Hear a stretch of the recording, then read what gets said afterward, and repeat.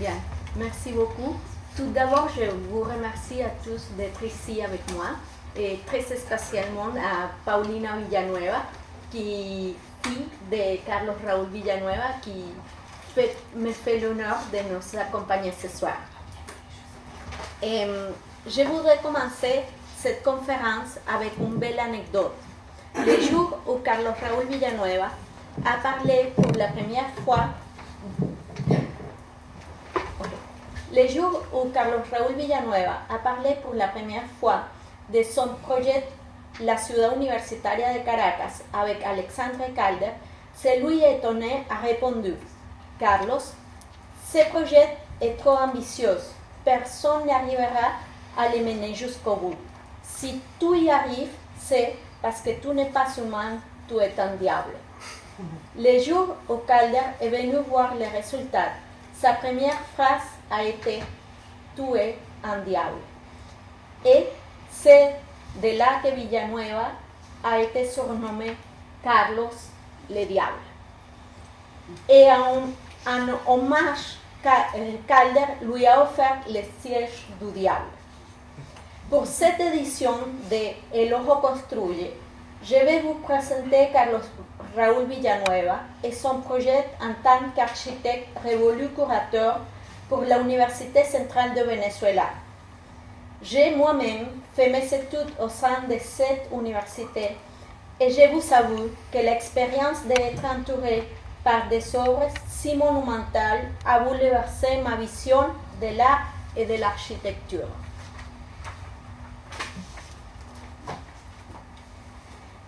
Carlos Raúl Villanueva est le fils cadet de Carlos Antonio Villanueva, ingénieur civil et diplomate vénézuélien, qui en 1899 est nommé commissaire de Venezuela pour l'Expo universelle à Paris.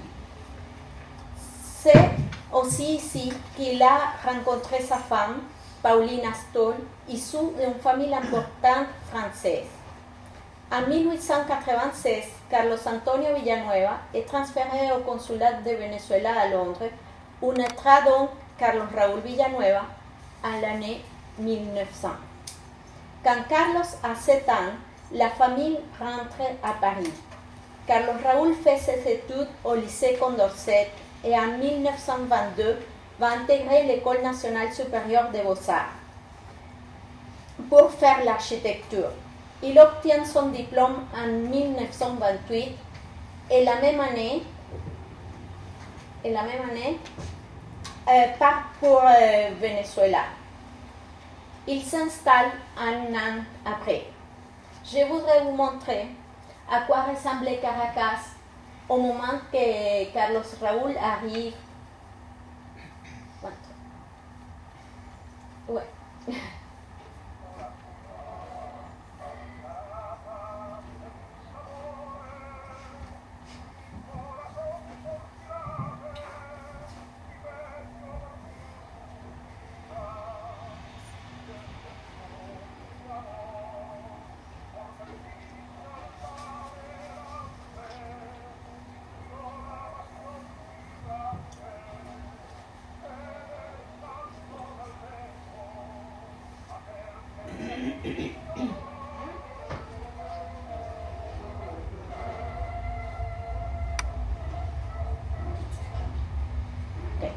À cette époque-là, le Venezuela était sous la dictature de Juan Vicente Gómez, mais cela ne l'a pas inquiété car sa famille avait toujours entretenu de magnifiques relations avec tous les gouvernements vénézuéliens.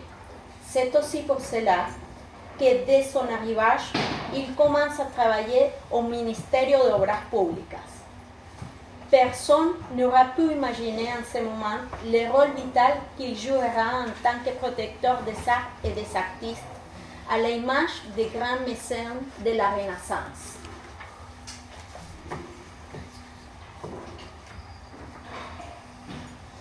Pour l'architecture vénézuélienne, Villanueva représente les grands sauts dans la modernité. Ce projet reflète un lien conceptuel avec des architectes comme Le Corbusier, Robert Mallet Steven ou Lurat. Au-delà de l'indiscutible qualité architecturale du travail de Carlos Raúl Villanueva, aujourd'hui j'aimerais vous parler de la synthèse d'intégration des arts à travers de l'histoire de la ciudad universitaria de Caracas. Elle commencera le 2 octobre 1943 quand le président de l'époque, Isaías Medina Angarita, décrète la construction d'un nouveau siège pour la Université centrale du Venezuela dans les terres de l'ancienne Hacienda Ibarra.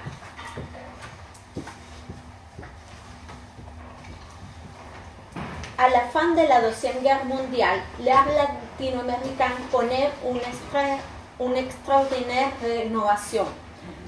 L'universalisme constructif de Joaquín Torres Garcia ne servira pas seulement que de guide aux nouvelles avant-gardes latino-américaines, il influence l'art construit en général. Au-delà des distances géographiques et culturelles, Paris deviendra le centre de cette nouvelle esthétique.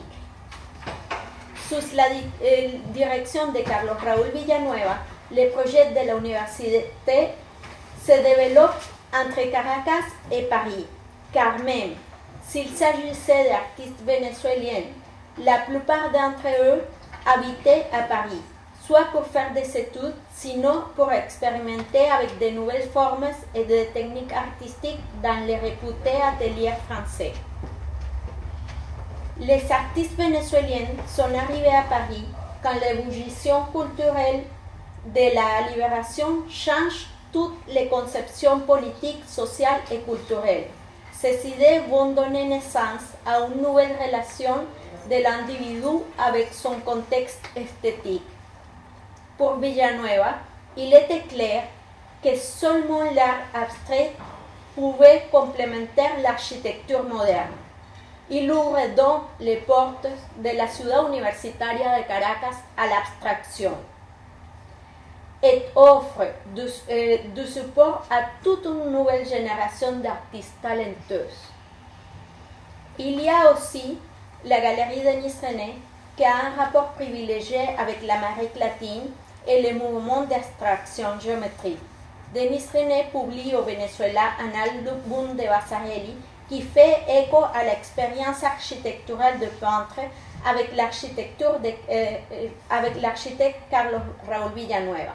La galerie devient, pour les artistes qui préfèrent les recherches plastiques à la narration, un point de réalisme naturel. Les noms du Brésilien Cicero Díaz, des Vénézuéliens Soto et Cruz Diez, des Argentins Lepar, Tomasello ou Damarco en témoignent. Les artistes vénézuéliens ont été les premiers à être convoqués à participer au projet. Je voudrais maintenant vous présenter quelques-uns de ces artistes ainsi que leurs œuvres pour l'université.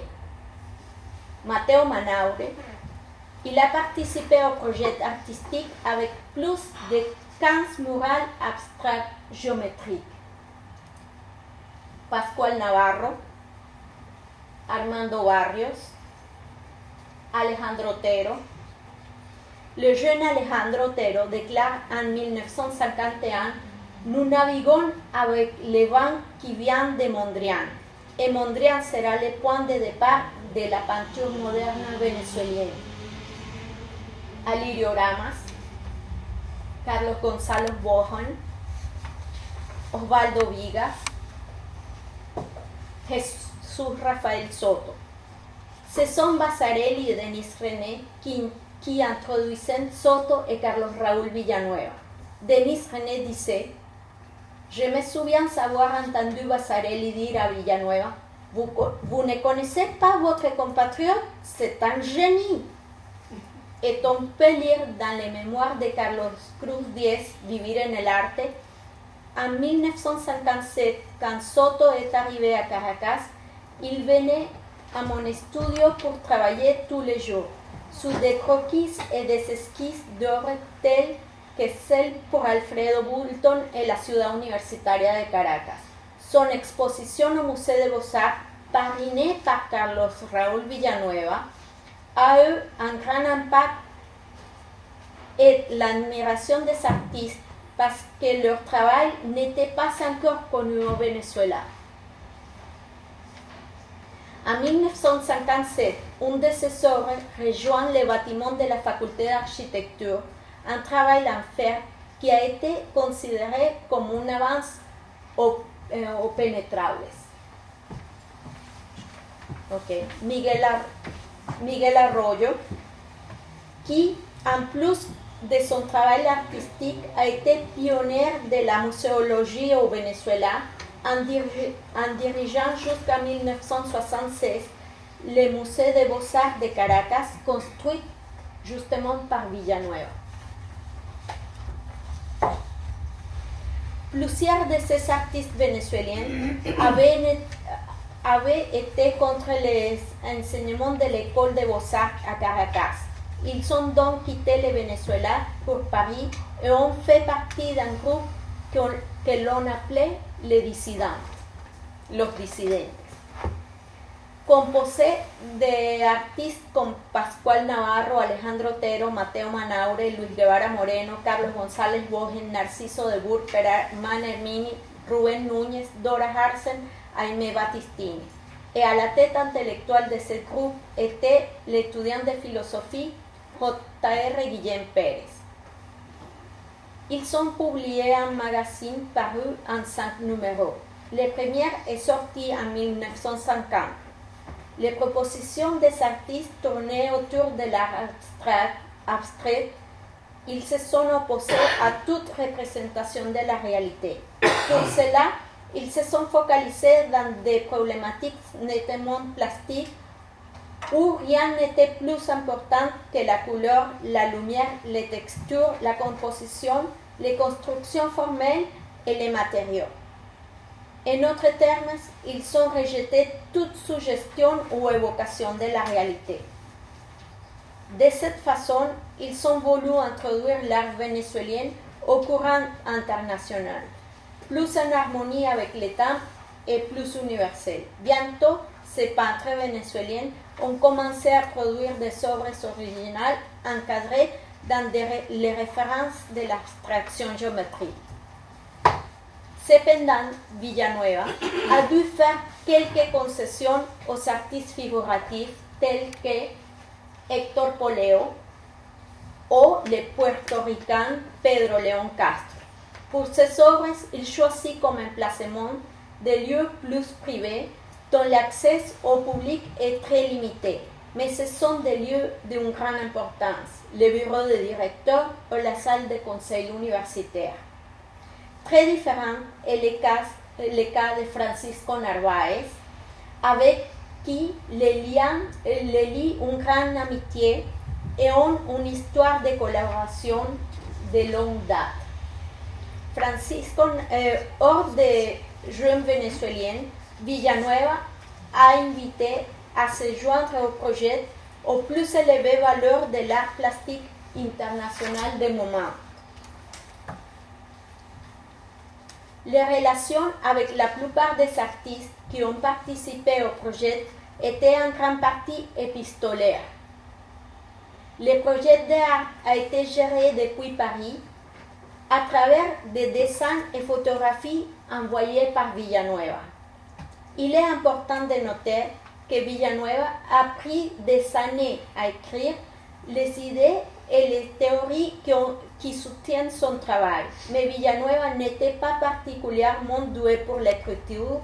Ses textes ne transmettaient pas correctement ses idées, mais ses dessins, oui. Les dessins étaient sa manière de s'exprimer auprès des artistes et les aider à comprendre la place qu'occupaient dans leur œuvre et les propositions qu'il avait envisagées, et les proportions qu'il avait envisagées. Pas tous les travaux ont été effectués sur mesure. Pour une question de temps, la plupart des artistes ont ouvert leurs ateliers à Villanueva pour les laisser sélectionner parmi les œuvres ce qui conviendrait le mieux au projet. Tel est le cas de l'Amphion de Henri Laurent. Je cite Villanueva. Au cours des agréables visites que j'ai rendues à Henri Laurent, dans son atelier 2A de la ville brune, j'ai toujours été impressionnée par sa petite sculpture en bronze. Appelée l'Amphion de 1937. Arrivé le moment de faire une éventuelle intégration des arts au centre communal de la Ciudad Universitaria de Caracas, immédiatement j'ai pensé à ce travail, par son contenu poétique et la dynamique de ses formes, méritant d'être fait sur une échelle beaucoup plus grande. Cela réglerait bien dans mon architecture et pourrait être utilisé comme l'un des points focaux de la composition de la place couverte. Pour faire ce travail, Laurens a eu le soin de tout d'abord augmenter sa sculpture à une hauteur de 2,20 mètres. Après de longues et fructueuses discussions entre nous, il a surgi sa hauteur finale, soit le double, 4,40 mètres. La forme de la base, les proportions et les dimensions de l'espace environnant, sa finition en bronze patiné et enfin l'échelle de sa compagne, la céramique de Fernand Léger. Et je cite Fernand Léger. Depuis que Villanueva est venu me voir en 1954 avec les dessins et les croquis de la cité université sur le bras, j'ai eu le sentiment que si ce projet se réalisait, cela signifierait pour l'architecture un événement contemporain. Par conséquent, j'ai décidé de collaborer en créant 2 murales, un mosaïque et un vitral en pâte de verre. Le vitral fait référence à la luxuriante végétation vénézuélienne.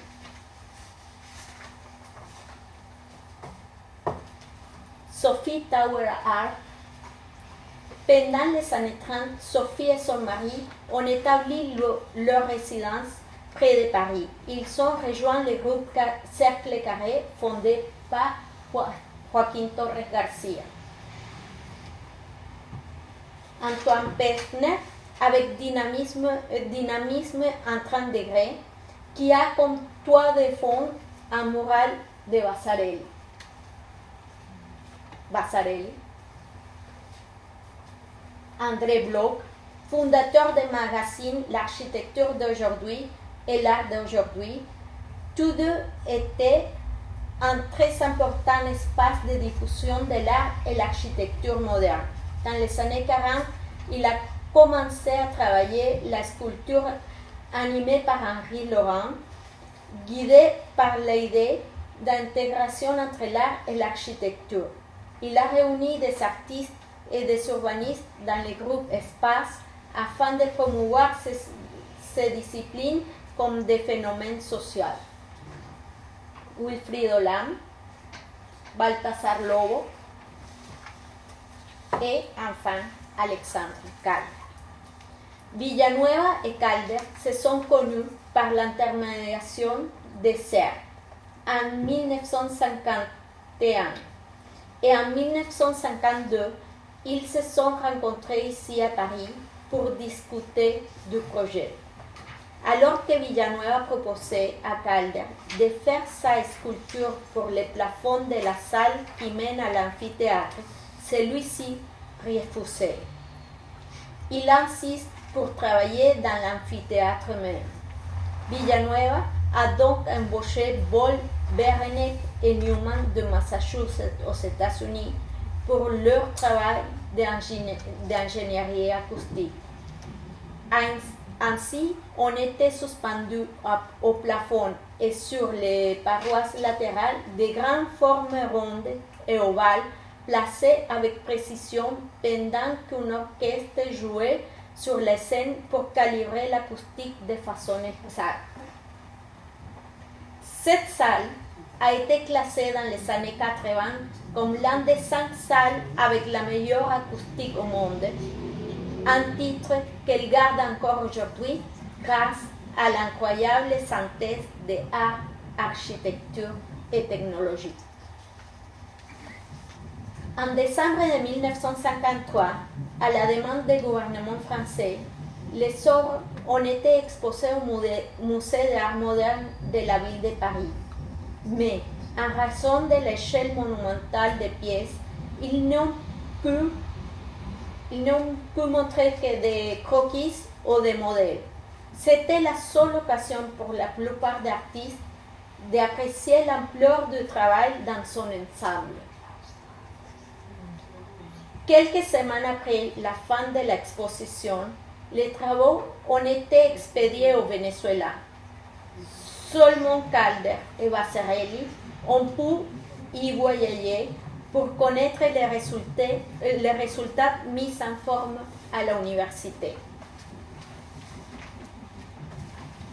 À ce moment-là, le projet était observé de l'extérieur avec des yeux attentifs et circonspects, car il a rendu possible ce qui était à l'époque une utopie, l'intégration à grande échelle d'architecture, de la peinture et de la sculpture. Il est certain que l'importance des œuvres présentes dans la ciudad universitaria de Caracas se trouve dans son ensemble et non pas dans l'individualité. C'est pour cela qu'elles ne peuvent pas être jugées hors de contexte. Alors qu'il crée une université, Villanueva a simultanément édifié une nouvelle conception de musée.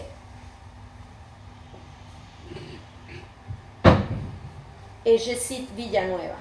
Ce qui m'inquiète, c'est la problématique de la nouvelle synthèse des différents moyens d'expression.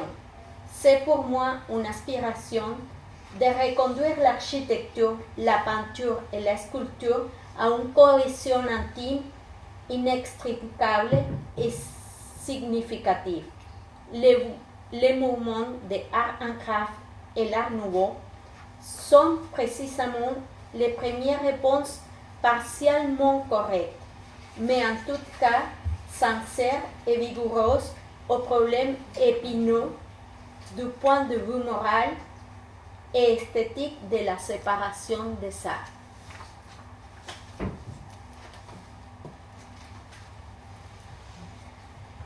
Pour Villanueva, la synthèse des arts est le produit de travail conjoint entre l'artiste et l'architecte.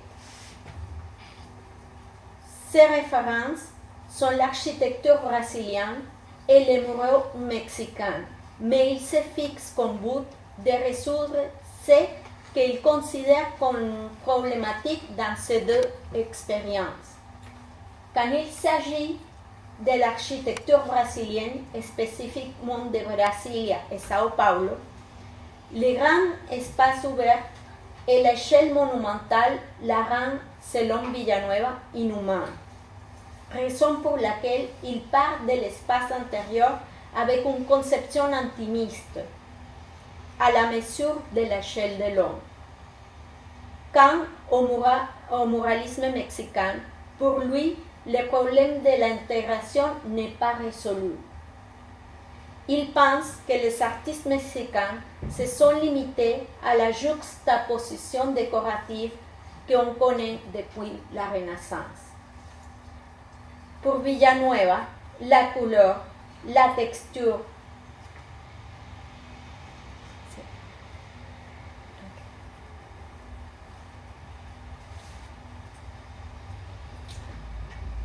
Pour Villanueva, la couleur, la texture et la lumière font partie indiscutable de l'architecture.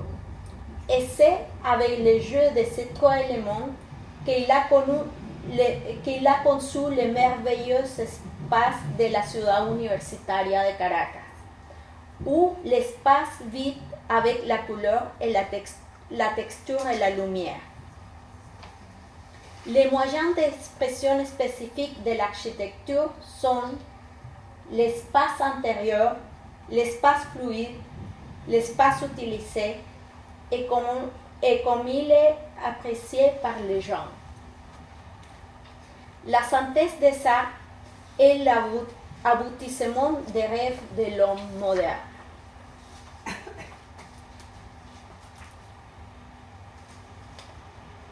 C'est pour cela que j'ose vous dire avec fierté que la ciudad universitaria de Caracas est de loin le plus important exemple de synthèse d'intégration des arts jamais connu et représente le summum de la pensée moderne.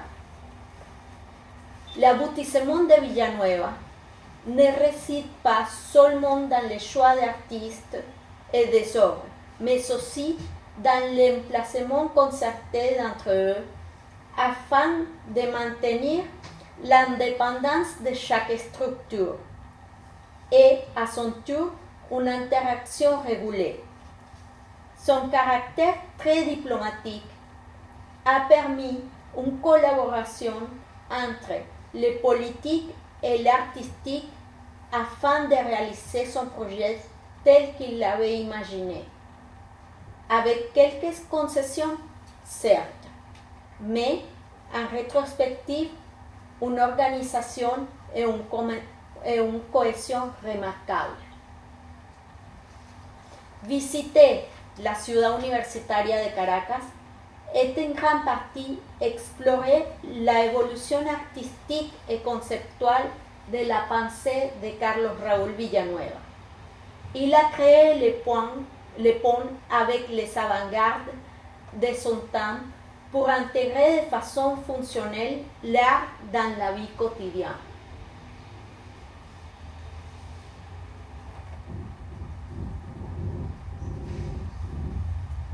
Ok. Pour finir, je voudrais emprunter les mots de Guillermo Meneses dans son article écrit pour El Farol de mars-avril 1957. Je sais bien que la question mérite d'une étude plus approfondie que celle que je viens de faire, mais je suis heureuse de pouvoir montrer ce que représente une réalisation tellement importante. C'est un exemple admirable de ce qui peut être fait lorsque l'on abandonne la manière simple de l'acceptation provinciale et lorsque l'on pense en tant que Vénézuélien authentique présent dans le monde et les temps dans lesquels nous vivons. Ya sé que el tema merece un estudio más detenido que el que acabo de hacer. Me satisface haber podido decir al menos cuánto representa la realización de tan magna importancia como ejemplo admirable de lo que puede hacerse cuando se abandona el fácil sentido de la aceptación provinciana y se piensa como venezolano auténtico, presente en el mundo y en la época que nos ha tocado vivir. Merci, Carlos Raúl Villanueva.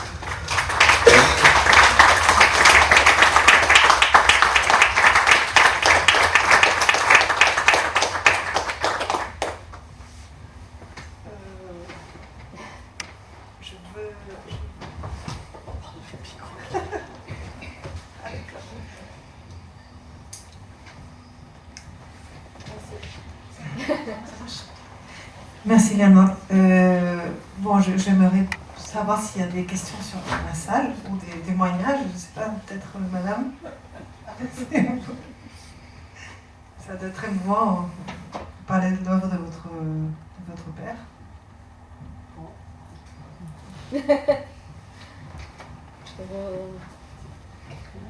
Bon, merci à tous d'être ici. Je ne parle pas très bien français, mais bon, je sais. Moi non plus. Je suis architecte aussi. J'ai étudié aussi à l'Université centrale de Venezuela, la cité universitaire. Et pour moi, c'est ma maison. C'est la maison de mon père. Et la liaison de mon père avec l'architecture, c'est très grand. Et lui, il se nommait toujours à lui-même l'architecte. Même dans ses lettres pour nous, quand nous étions petites, elle signait « Ton père, l'architecte ». Alors, et même dans notre maison, il y a des œuvres d'art de tous ces artistes Et quand on demandait à mon père, mais M. Villanueva, vous êtes un grand collectionneur, il dit non, non, non, ce sont mes amis qui sont chez moi. Et j'ai connu tous ces artistes, bon, pas légers, mais Vasarely, Calder, Arp non plus, Soto, très bien. Et parce que c'était presque notre famille. La liaison de mon père avec Calder, si vous regardez des photos de la visite de Calder à Venezuela, il est presque difficile de dire qui est Calder et qui est mon père, parce qu'il était presque comme frère. C'est dommage que dans les vidéos qu'on a montré, Oui. la vidéo, c'était déjà la cité universitaire. Aujourd'hui. Ouais, pas aujourd'hui, mais quand on a fait beaucoup de transformations, et c'est que c'était dans la vidéo, c'était l'espace de stationnement Ouais. de Conjunto Central. L'espace vraiment intéressant, c'est l'espace de la Plaza Cubierta. Léonore a dit le centre communal, on les connaît comme le Conjunto Central. Et c'est une réinterprétation de la place traditionnelle vénézuélienne, pas vénézuélienne, de la place traditionnelle, mais parce que c'est un espace intérieur-extérieur. Mon père jouait beaucoup avec le contraste de l'intérieur et l'extérieur et la lumière. Vous êtes à l'université toujours dans un intérieur que c'est un extérieur en même temps. Il est très attentif à la lumière, à l'air. Ce sont des espaces complètement ouverts. C'est difficile pour la sécurité maintenant de l'université parce que c'est très difficile de fermer tous les espaces. Mais c'est sa grande qualité, parce que mon père a vraiment compris le site de Venezuela, pas seulement la nature, l'emplacement, mais les caractéristiques culturelles du pays. C'est incroyable parce que mon père est allé pour la première fois à Venezuela quand il avait 28 années. Il n'a jamais été avant. Mais sa liaison avec le Venezuela, c'était très, très, très grand et très profond. Je dis toujours qu'il a formé sa tête ici dans le lycée Condorcet, parce qu'il a reçu une formation très bien. Il a formé sa main dans l'école de Beaux-Arts, parce que, bon, Léonore n'a pas montré ses dessins, mais ce sont des dessins merveilleux, mais que j'étais à la poubelle. Tristement, j'étais à la poubelle. Le dessin m'intéressait pour lui, pas pour autre chose. Et il a formé son cœur dans l'esprit de l'architecture moderne, parce que Villanueva était vraiment un architecte moderne. Et il a fait de l'architecture moderne une cause. Il a travaillé, il a rejeté de travailler, d'avoir un bureau privé. Jamais. Il ne voulait pas ça. Il voulait travailler pour la société. Alors il a travaillé toute sa vie pour l'État. Il a fait de grands projets d'habitation populaire, el silencio, tout le plan national de vivienda. Il a fait des musées, il a fait des écoles, il a fait des hôpitaux. Jamais seulement les maisons pour lui-même, mais pas d'architecture particulière. Et il y a très peu d'architectes qui ont pu faire ça. Et dans la mesure qu'il a fait, il a toujours dit que l'architecture, c'était un acte social par excellence. Et il a dédié tout son travail pour l'homme de futur. Et je toujours dis que c'est un paradoxe, mais mon père a construit une utopie. Merci beaucoup.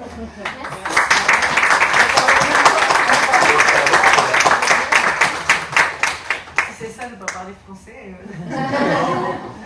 Merci beaucoup pour ce témoignage. C'est très intéressant. L'aspect de l'architecte aussi, le travail de l'architecte, et puis de cet espace ouvert et fermé, et puis la connaissance de. Mais c'est très difficile c'est un espace si complexe que c'est très difficile de le voir en photo. Ouais. Il faut être dans l'espace et promener, parce que c'est un espace qu'on comprend en mouvement et dans l'espace. Et je pense que mon père avait des influences très grandes de l'art, plus que de l'architecture. On a toujours pensé que c'était Le Corbusier, parce que mon père était ami de Le Corbusier et aussi de Auguste Perret. Ce sont deux figures très différentes. Mais je sais, il disait toujours que Perret lui disait que Le Corbusier n'était pas un architecte, parce qu'un architecte devait savoir faire des escaliers et Corbusier ne savait pas. C'était toujours le problème entre Le Corbusier et... Mais j'ai toujours pensé que non, que les liaisons de l'architecture de mon père, il faut la trouver dans l'art. Et il avait un bon œil pour l'art. Oui. Merci beaucoup. Oui, bonsoir. Je voulais savoir, la société vénézuélienne dans les années 50, sur le plan artistique, je parle bien sûr, probablement était relativement, enfin je mets tout ça entre guillemets, conservatrice, disons, et je voulais savoir quelle a été la réception justement de cet ensemble qui est d'une grande cohérence esthétique. Justement, c'est ce qui les différencie beaucoup de la cité universitaire de Mexico, que je connais très bien pour avoir vécu 10 ans là-bas. Et là, je me suis seulement promenée, mais il y a moins de 30 ans, donc j'ai un peu oublié. Mais là, je vois la cohérence esthétique et la cohérence de la modernité, enfin, qui saute aux yeux. Et voilà, je voulais savoir quelle était la réception à ce moment-là au Venezuela. Et tout ça a été financé quand même par l'État. Oui. Oui, voilà. Oui, tout ça, Pardon. tout ça a été effectivement financé par l'État. Comme Paulina venait de dire, il a toujours travaillé pour le gouvernement parce qu'il ne voulait pas travailler pour des clients privés. Il a toujours travaillé pour la société. Et sa façon de travailler pour la société, c'était travailler pour le gouvernement vénézuélien. Et la ciudad universitaria a été très bien reçue pour la société vénézuélienne. Et les Vénézuéliens sont très ouverts, étaient à cette époque très ouverts aux nouvelles avant-gardes. Et le sont toujours. Oui, c'est là où mais je pense que Paulina peut témoigner sur ça, sur le... Bon, j'étais très petite. Oui. Mais Leopoldo Martínez Olavarría, un architecte vénézuélien, il a fait un écrit sur mon père un jour, et il a commenté le jour où l'Aula Magna est ouverte la première fois et tout le monde était dans la Plaza Cubierta.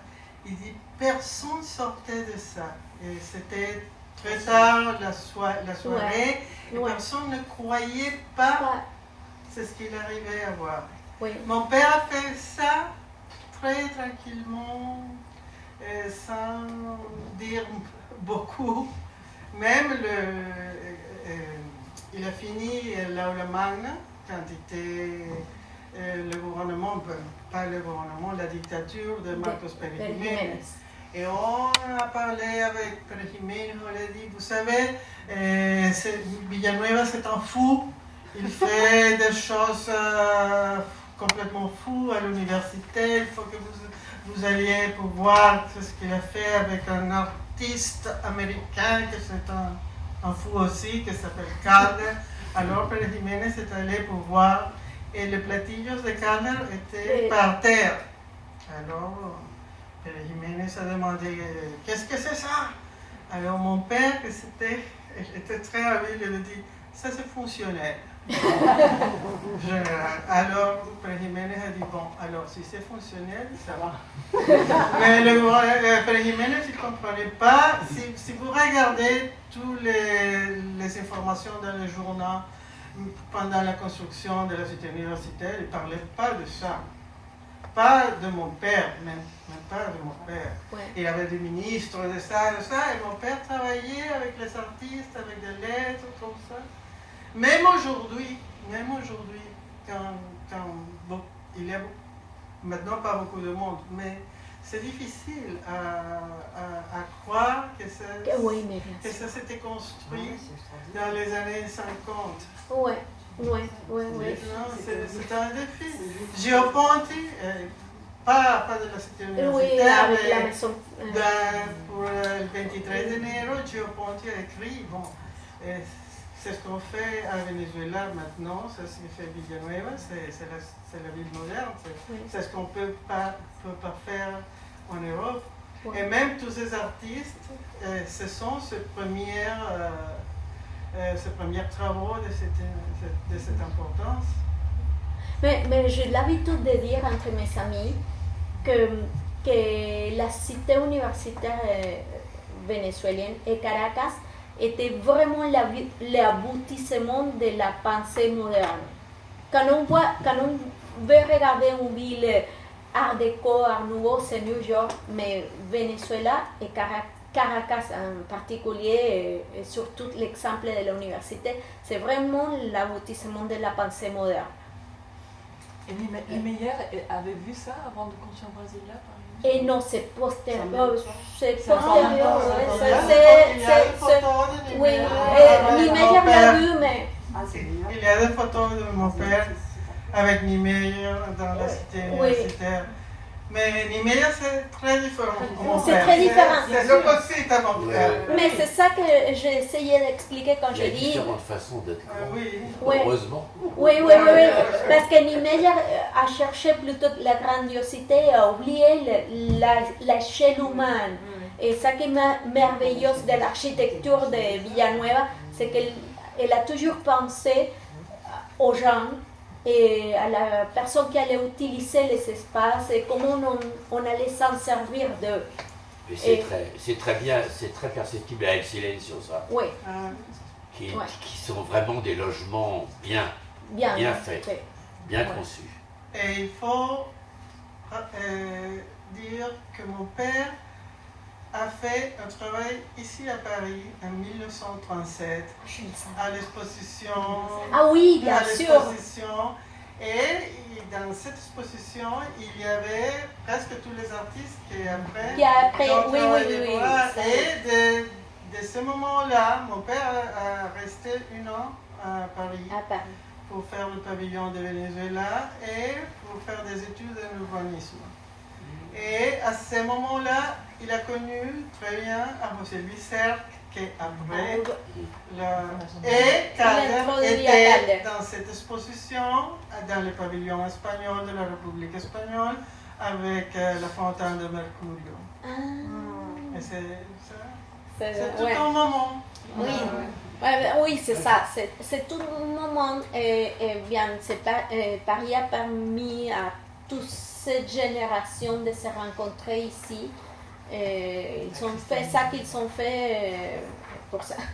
Moi, j'aurais une petite question qui m'inquiète un peu. Parce que, en bon vénézuélien, je sais que nous ne sommes pas extrêmement compétents en matière d'entretien et de maintenance. Dans quel état ça se trouve tout ça aujourd'hui? Ça fait 20 ans que je ne l'ai pas vu. Ok. Il faut dire que jusqu'au moment que j'ai fait architecture, c'était très bien conservé, mais aujourd'hui tout Venezuela est détruit, alors ça fait partie de Venezuela. Il faudrait peut-être envisager un mouvement de défense un jour. Oui, dans l'année 2000, la cité universitaire a été nommée comme patrimoine mondial. Il y a eu une très belle exposition à l'UNESCO à ce sujet. Mais le problème maintenant, c'est ce que tu dis. Tout le Venezuela est presque détruite. Et on ne conserve rien et l'université n'a pas d'argent pour rien. L'école d'architecture, l'argent qu'il y a à l'école d'architecture, la faculté d'architecture, pour fonctionner un an, c'est $500. Si vous me disiez comment le budget total de l'école d'architecture, $500 pour une année. Oui, pour payer des salaires. Non, pas de salaire. Ah, pas de salaire. Pour fonctionnement. Pour fonctionnement. Mais c'est rien. Et pour l'université, la dernière fois que nous sommes allés, monsieur et moi, parce qu'il y avait un petit problème dans l'aula magna, c'était incroyable.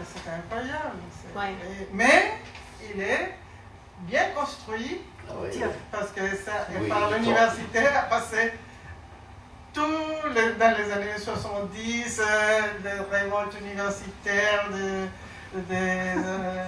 les militaires ont fermé l'université et il est là, il fonctionne. Il est là.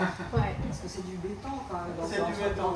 Oui, c'est ça, elle est tellement bien construite que le jour qu'on voudrait la récupérer, ça ne sera pas tellement difficile à faire. On a une autre question. Comment?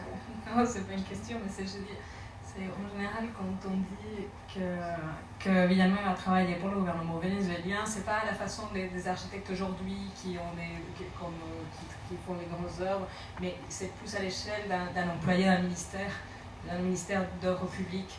Donc voilà.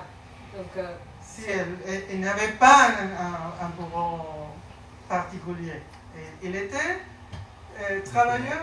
Un employé avec un salaire. C'était pas les grands contrats. Oui.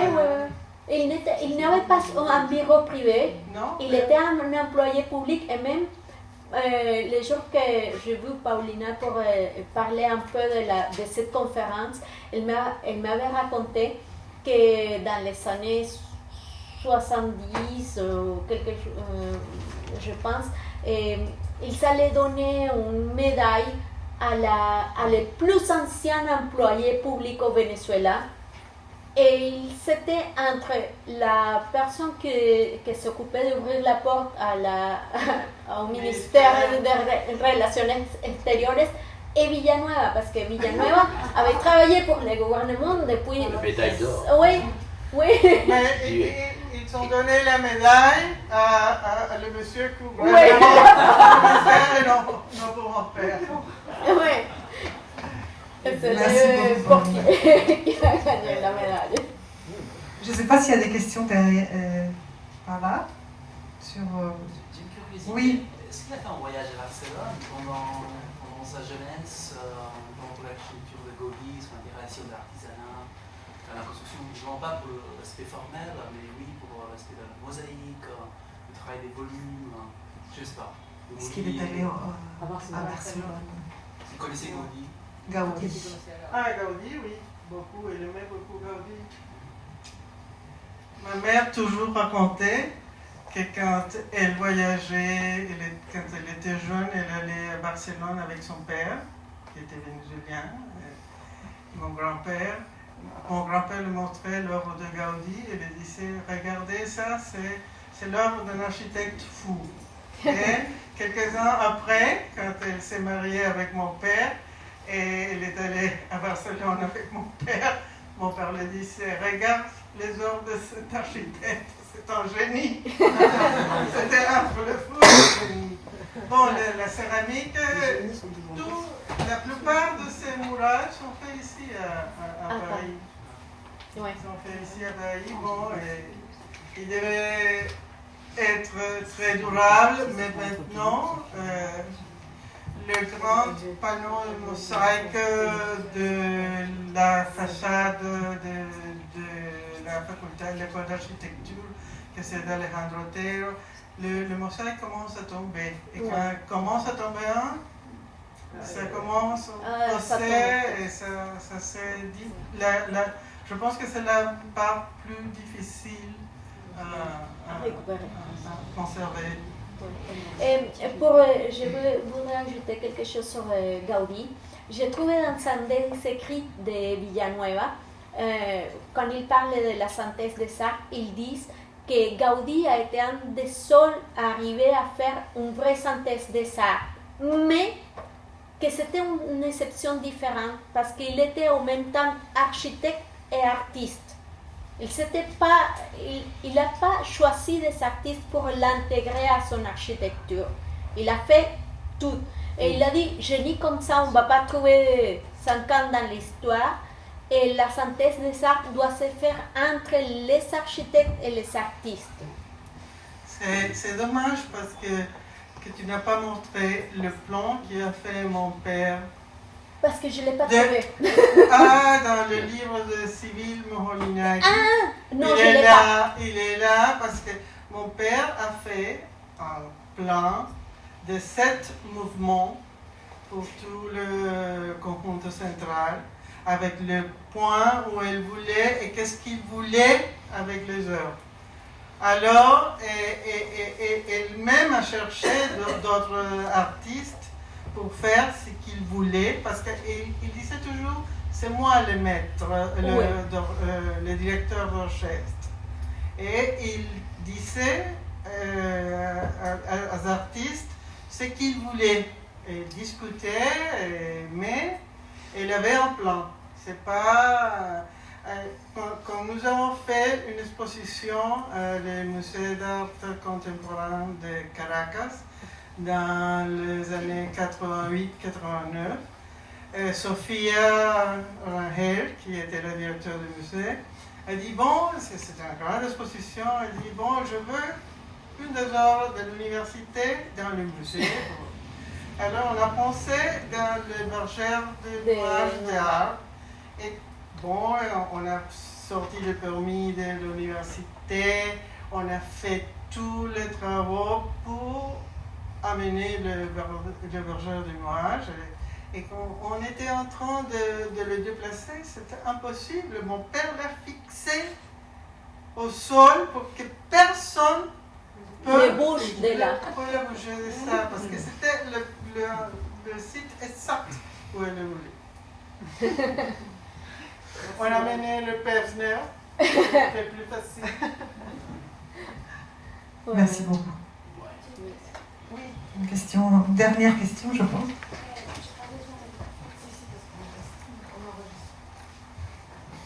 Et pour l'entretien de la Université centrale de Venezuela, que c'est une pièce unique au niveau international, je pense, je sais pas, l'UNESCO, puisqu'elle est patrimoine mondial de l'UNESCO, il ne peut pas participer dans la restauration. Et les fondations vénézuéliennes ou les fondations qui sont à l'international, puisque c'est vraiment quelque chose qu'on ne peut pas la laisser se dégrader encore. Si on fait un mouvement avec ces fondations qui ont beaucoup d'argent, et des fondations aussi vénézuéliennes, eux, ils ne peuvent pas s'en occuper de la restauration. Je lance une idée comme ça. C'est le même groupe, les mêmes gens, les mêmes personnes et organismes qui refont Versailles. Oui, le problème... Quel grand endroit. Hein. Mais là, il y a beaucoup d'argent. Oui, mais le problème, c'est que la situation politique vénézuélienne en ce moment, c'est compliqué. Alors, oui, bien sûr, il y aura, au moment que ça change, plein de monde qui va aider à la récupérer. Mais en ce moment, il faut récupérer tous les pays, c'est pas seulement l'université. Oui, mais déjà, pour les stabiliser, pour qu'ils ne continuent plus à se détériorer, déjà, c'est en urgence. Si on fait déjà ça, en attendant, parce que si ça continue à se dégrader...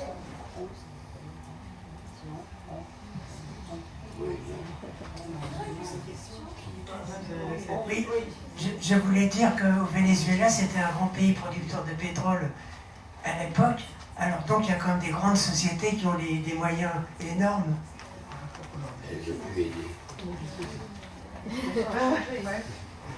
Moi, j'ai pas vraiment une question, mais tout à l'heure, tu as parlé du groupe Espace, et notamment, elle faisait partie, André Bloch, qui a fondé cette revue L'Art aujourd'hui.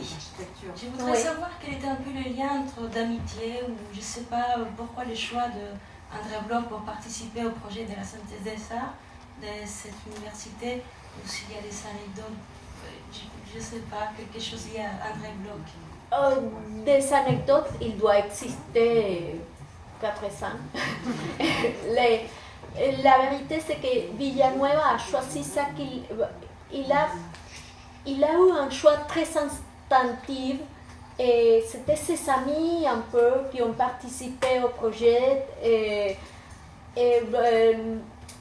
André Bloch est introduit par Léger, parce que c'est en plus Fernand Léger qui le dit de faire de la sculpture. Avant, André Bloch ne faisait pas la sculpture. C'était le groupe d'artistes, c'était le cercle des artistes parisiens qui ont participé au projet.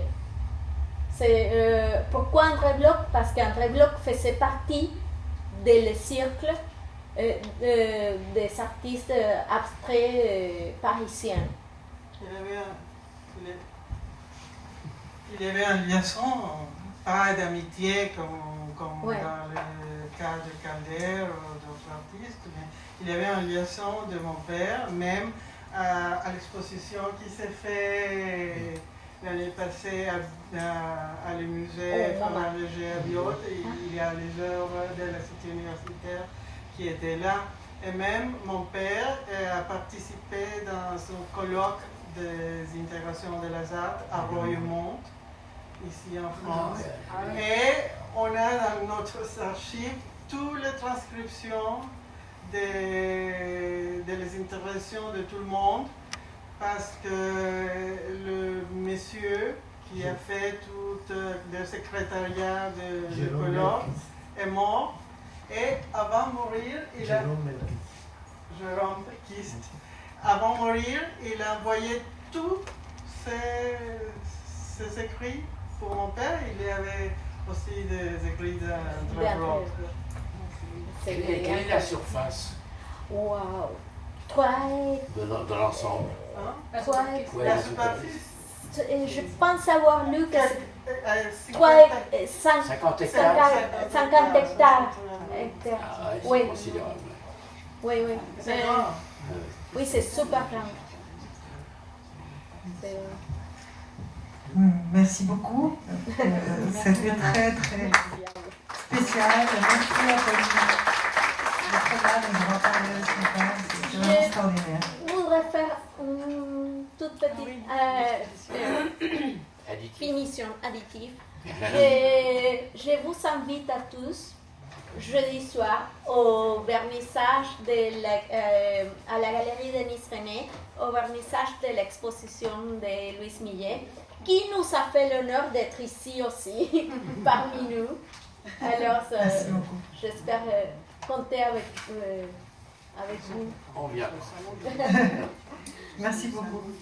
Et puis pour nous, ça sera en avril et ça va être plutôt sur la Colombie. Merci beaucoup. Bonne soirée.